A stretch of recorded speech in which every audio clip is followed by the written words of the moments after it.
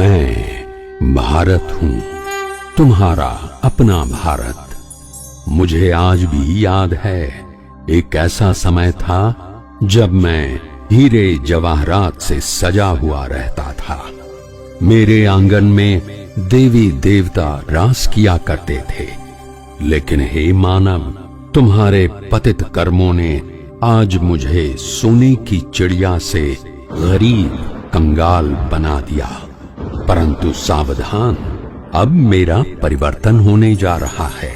ये भारत भूमि फिर से स्वर्ग बनने वाली है, जिसे तुम जन्नत व पैराडाइज भी कहते हो। तो चलो, मेरे साथ साथ तुम भी स्वयं को बदल लो, वही दैवी गुण स्वयं में धारण कर लो। तभी तुम उस स्वर्ग समान भारत में प्रवेश कर सकोगे। सच में कितना भाग्यवान है वो हर इंसान जिसने भारत जैसी पवित्र भूमि पर जन्म लिया है। ये भारत वही पावन देवभूमि है जहां स्वयं ईश्वर अवतरित हुए हैं।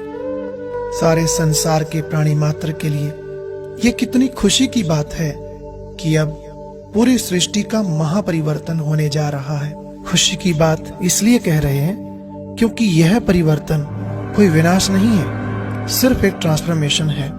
परिवर्तन की इस प्रक्रिया में प्रकृति के पांचों तत्व अब सतो प्रधान और सुखदायी बन जाएंगे। उसके बाद ये बीमारियां और प्राकृतिक आपदाएं सदा काल के लिए समाप्त हो जाएंगी। साथ ही इस सृष्टि पर रहने वाले सभी जीव, उसमें भी खासकर मानव जाति, सभी विकारों से, बुराइयों से पूर्णतः मुक्त हो जाएंगे। बस यहीं से एक नई दुनिया, एक नए सुख में संसार की शुरुआत होगी। लेकिन यह परिवर्तन कैसे होगा और कब होगा, आज हम सृष्टि के आदि काल से लेकर अंत काल तक के सारे राज इस वीडियो में एनिमेशन के द्वारा समझेंगे। तो चलिए शुरुआत करते हैं सृष्टि के आदि काल से। आज से 5000 वर्ष पहले जब इस सृष्टि पर स्वर्णिम युग था, तो उस समय केवल एक भारत देश ही था, दूसरा और कोई देश नहीं था। तब यह सृष्टि एक छोटे से पौधे के समान थी। लेकिन समय बीतता गया और एक के बाद एक अनेक देश, अनेक धर्म और जाति पनपते गए। इस तरह धीरे धीरे यह पौधा वृद्धि को पाता गया और आज इस पौधे ने एक वट वृक्ष का रूप धारण कर लिया। परंतु अब इस सृष्टि रूपी वृक्ष की अवस्था बिल्कुल जर्जर हो चुकी है। जैसे हर वृक्ष की एक आयु सीमा होती है, ऐसा ही नियम सृष्टि पर लागू होता है। इसका भी आदि और अंत होता है। लेकिन विशेष बात यह है कि भारत सदा सेफ रहता है, इसका कभी अंत नहीं होता। जैसे ही संसार का पतन होने लगता है और मानव विकारों की अति में चला जाता है, तब इस सृष्टि पर एक ऐसा परिवर्तन होता है जो फिर से भारत सोने की चिड़िया बन जाता है। वही स्वर्णिम युग आ जाता है। यह एक साइकिल है, एक चक्र है जो सृष्टि पर चलता ही रहता है। इसको हम ऐसे भी समझ सकते हैं जैसे 24 घंटे में दिन और रात का एक चक्र पूरा होता है। हर रोज सुबह होती, फिर दोपहर, शाम और उसके बाद रात हो जाती है। लेकिन रात के बाद पुनः सवेरा जरूर होता है। ठीक ऐसे ही सृष्टि पर भी बेहद का चक्र चल रहा है, जो हर 5000 वर्ष में फिर से रिपीट होता है।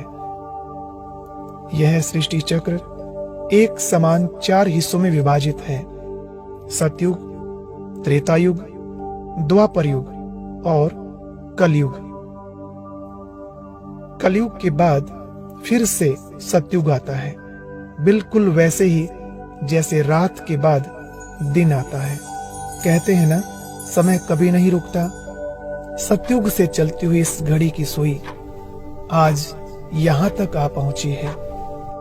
कलयुग के इस अंत समय में जब सृष्टि पर घोर पाप और भ्रष्टाचार बढ़ जाता है, अति धर्म ग्लानि हो जाती है, तब इस कलयुग को सतयुग में परिवर्तन करने के लिए उस परम शक्ति को धरती पर आना पड़ता है, क्योंकि महापरिवर्तन का ये कार्य कोई साधारण व्यक्ति नहीं कर सकता।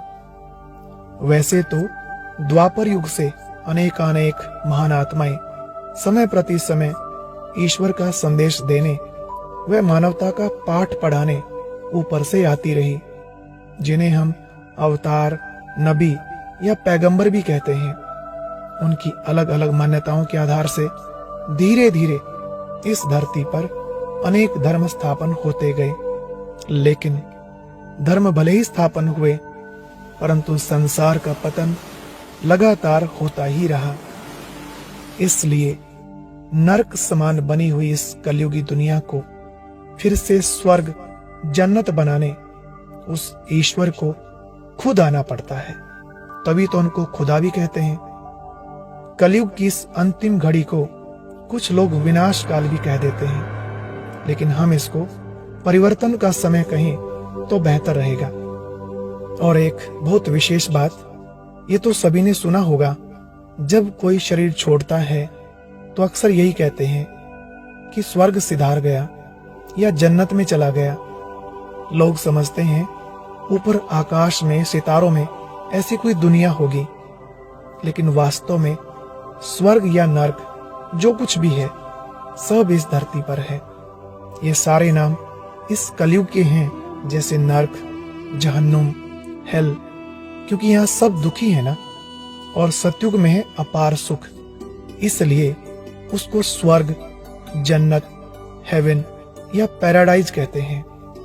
अब यह धरा फिर से वही स्वर्गिक दुनिया बनने वाली है, जहाँ सुख होगा, शांति होगी और सभी प्राणी मात्र का आपस में अत्यधिक प्रेम होगा। वहाँ दुख का तो नाम निशान भी नहीं होगा। हो सकता है इतना सब कुछ स्पष्ट होने के बाद भी कोई की बुद्धि इस बात को स्वीकार ना करे, लेकिन अस्वीकार करने की भी ऐसी कोई वजह नहीं है। देखिए, अगर आप हिंदू हैं तो हिंदू धर्म के मुख्य ग्रंथ में स्वयं ईश्वर द्वारा उच्चारित एक मुख्य श्लोक तो आपको याद ही होगा। यदा यदा हि धर्मस्य ग्लानिर्भवति भारत अभ्युत्थानं, यानी जब जब धर्म की ग्लानि होती है, पाप बढ़ता है, दुख बढ़ता है, तब तब भगवान इस धरा पर अवतरित होते हैं। परित्राणाय साधूनां विनाशाय च दुष्कृतां धर्म संस्थापना, और अनेक अधर्मों का विनाश कर एक सत धर्म की स्थापना करते हैं। और अगर आप हिंदू नहीं, मुस्लिम हैं, तो कुरान में देख लीजिए, उसमें भी कितना स्पष्ट लिखा हुआ है कि जब कयामत का समय आएगा तो अल्लाह स्वयं आकर सभी रूहों को जो कब्र दाखिल हैं उन्हें निकालेगा और उनके कर्मों का हिसाब लेगा। जिन्होंने अच्छे कर्म किए होंगे उनको अपने साथ जन्नत में ले जाएगा और बाकी सबको सजा देकर जहन्नुम में भेज देगा। तो क्या आपको नहीं लगता यह वही कयामत का समय चल रहा है? कितनी धर्म ग्लानि हो रही है, खुद ही विचार कीजिए। क्या ऐसा कोई पाप कर्म आज शेष रह गया है जो अब तक नहीं हुआ हो, या इससे भी ज्यादा कुछ और होना बाकी है?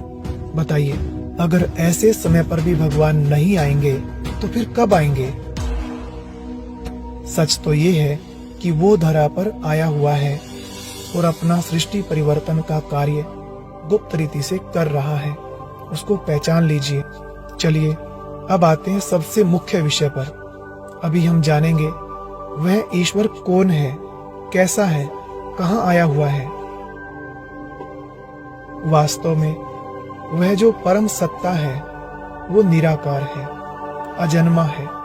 भले एक बार इस सृष्टि पर वो आते हैं, परंतु हम मनुष्यों की भांति जन्म नहीं लेते, बल्कि पर काया प्रवेश करते हैं। इसलिए तो उनका अवतरण दिवस मनाया जाता है, कभी जन्म दिवस नहीं। अब ये भी जान लीजिए कि परमात्मा का रूप कैसा है।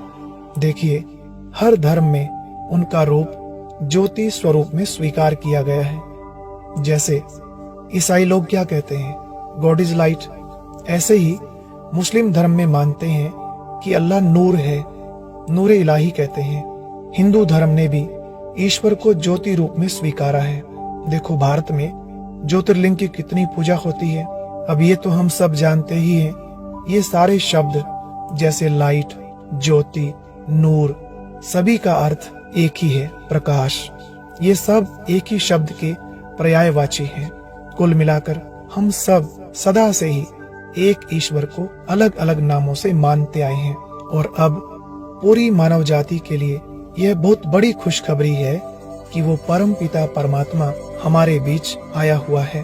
प्रजापिता ब्रह्मा के तन में प्रवेश होकर अपना सृष्टि परिवर्तन का कार्य कर रहा है। उसको पहचान लीजिए, ऐसा ना हो बहुत देर हो जाए।